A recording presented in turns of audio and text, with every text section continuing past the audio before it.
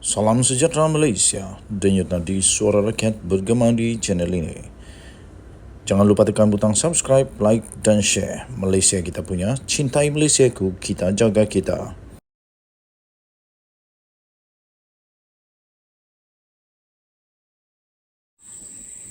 Salam sejahtera Malaysia, denyut nadi suara rakyat bergema di channel ini. Ada satu surat yang tular yang saya ingin bacakan kepada anda semua yang telah pun diterbitkan di malaysiakini.com 21 Ogos 2023. Surat melampau dalam berpolitik.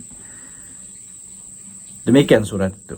Surat tindakan Menteri Besar Kelantan Nasruddin Daud menggelar 2 orang wakil rakyat dari PH dan BN di Kelantan sebagai penentang perjuangan Islam adalah salah satu sifat gulu, iaitu melampau.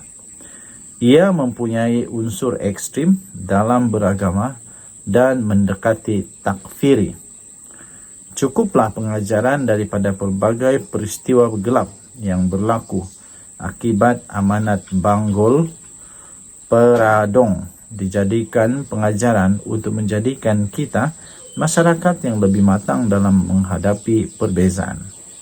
Berdasarkan statistik dalam PRU ke-15, daripada 15 juta pengundi berdaftar, lebih 10 juta mengundi untuk Gabungan Kerajaan Perpaduan melalui PHBN, Gabungan Parti Sarawak GPS dan Gabungan Rakyat Sabah GRS. Ia bersamaan kira-kira dengan 65.8% daripada keseluruhan jumlah rakyat Malaysia. Jika mengambil sikap seperti Menteri Besar Kelantan, adakah kita ingin menyatakan bahawa jutaan pengundi PHBN dulu juga adalah penentang perjuangan Islam? Ini soalan cukup besar. Di Kelantan sendiri terdapat lebih 250,000 pengundi memilih untuk calon gabungan PH dan BN. Justru adakah suku juta rakyat Kelantan itu semuanya bencikan perjuangan Islam? Tokoh Pondok Kelantan, Baba Zul atau Ustaz Zulkarnain Harun yang juga bertanding sebagai calon bebas menentang calon PAS di kawasan Dewan Undangan Negeri Dun Jelawat. Islam perpaduan dan bukan tunggangan. Menganggap kekalahan PAS sebagai kekalahan Islam adalah kesalahan besar. Di negeri yang PAS tidak memerintah, termasuk di peringkat persekutuan, Islam tetap berkembang dan kepentingan agama terus terbela. Fakta Jabatan Kemajuan Islam Malaysia atau JAKIM menunjukkan sekolah agama dan institusi tahfiz berdaftar jauh lebih banyak di Selangor berbanding di Kelantan. Sebagai anak Kelantan yang menetap di Selangor, saya boleh akui program agama di masjid dan ruangan umum juga lebih kerap diadakan di Selangor di sini dengan jumlah hadirin yang tidak kurang ramainya. Di negeri ini juga terdapat pelbagai NGO dan Persatuan Islam Bebas yang tidak bersama dengan PAS. Jasa mereka cukup besar termasuk dalam hal kebajikan, pembelaan ummah dalam negara dan antarabangsa, pendidikan serta pembangunan ekonomi.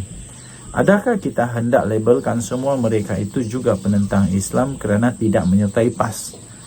Jika kita membuka sedikit kefahaman Islam, melangkaui retorik dan melihat kepada maslahah kebaikan, maka maqasid syariah melalui daruriyah iaitu keperluan asas, hajiyah iaitu kelapangan dan tahsiniyah iaitu pembaikan, kesempurnaan.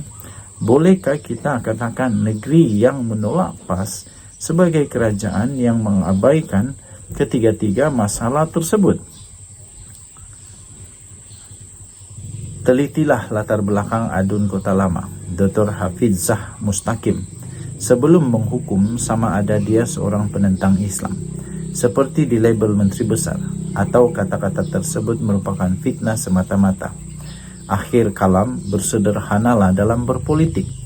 Islam mengajar setiap pendakwah sebenar agar bersabar mengajak manusia ke surga, bukannya menerakakan sesiapa saja yang tidak sealiran dengan kita. Raikanlah perbezaan pendapat atas dasar fastabikul khairat, yaitu berlumba-lumba membuat kebaikan, dan jadikanlah Islam sebagai panduan, bukannya bahan tunggangan untuk pangkat dan keuntungan dunia yang sementara. Ditulis oleh Muhammad Sazwan, ialah pengundi Dun Pancor dan pembaca Malaysia kini yang menetap di Selangor. Tulisan ini tidak semestinya mencerminkan pendirian rasmi daripada Malaysia kini. Tulisan ini juga, surat ini juga tidak mencerminkan pendirian dan pendapat daripada channel ini, The Twin TV. Jadi surat ini telah diterbitkan di malaysiakini.com dengan tajuk Surat Melampau dalam Berpolitik 21 Ogos 2023, ditulis oleh Muhammad Sazwan. Ditulis oleh Muhammad Sazwan, iaitu seorang pengundi Dun Pancor dan pembaca Malaysia kini yang menetap di Selangor. Sekali lagi, tulisan ini, surat ini tidak mencerminkan pendapat dan pendirian daripada channel ini, The Twin TV. Kita jumpa lagi. Bye-bye. Salam sejahtera Malaysia, denyut nadi suara rakyat bergema di channel ini. Berkaitan ataupun susulan daripada Sanusi mengetuk ataupun melepuk kepala seorang wanita muda di negeri Kedah, akhirnya wanita PKR tampil dan menggesa supaya Sanusi memohon maaf. Gurau pukul kepala, wanita PKR gesa Sanusi mohon maaf. Daripada sinarharian.com.my 22 Ogos 2023. Gurau pukul kepala, wanita PKR gesa Sanusi mohon maaf. Menteri Besar Kedah, Datuk Seri Sanusi Madnor, digesa membuat permohonan maaf dan berjanji tidak akan mengulangi perbuatan yang tidak menghormati mana-mana wanita. Saya fikir mudah saja perkara ini boleh selesai. Saya fikir ini betul-betul mudah untuk selesai.